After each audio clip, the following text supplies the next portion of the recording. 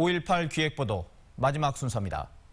5.18의 실체적 진실에 대해 가해자인 신군부는 지난 37년 동안 거짓말을 하고 있고 이를 입증할 핵심적인 군 자료는 사라져 있습니다.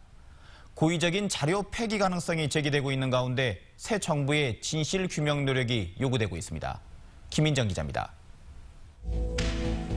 광주 금남로에서 수많은 시민이 총검에 죽어가던 80년 5월.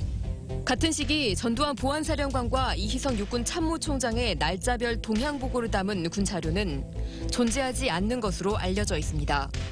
전두환 정권 때 보안사가 직접 주도해서 만든 역사서인 제5공화국 전사에도 중요한 동선은 드러나 있지 않습니다. 왜 그랬다든가 배경이 뭐라든가 이런 거는 일체 정보에 들어가지 않았어요. 내 기억으로는 그래요. 이분들의 동선에 대한 자료는 확보를 못하셨었다는 거죠? 그렇죠.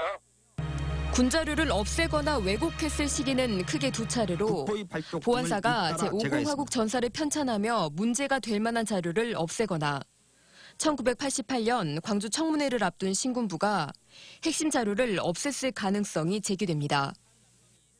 이상한데 그거는 신군부 측에서 어떤 식으로든 정리를 했을 가능성이 가장 크게 추측되는 부분입니다. 동향보고 비슷한 게 있어야 되는데 사실은 그런 부분들과 관련된 부분 회의록이 아니라 이제 그 자료 자체가 동향보고 자체가 가장 중요한 시기에 없어요.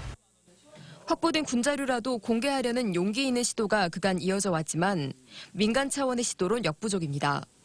군 자료 내부에는 그런 조사 결과들이 다 있거든요. 그런데 그런 것들을 그 뒤에 어떤 과정을 통해서 왜곡이 됐는가 이런 것들이 낱낱이 밝혀져야지 이 실체적 진실이 드러난다고 봅니다.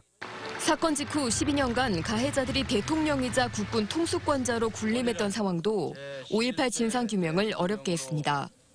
또 다른 국가폭력을 방지하기 위해서라도 5.18을 헌법 전문에 기록하는 일과 함께 군 기록 공개 등 진상규명을 위한 정부 차원의 노력이 절실한 때입니다. MBC 뉴스 김민정입니다.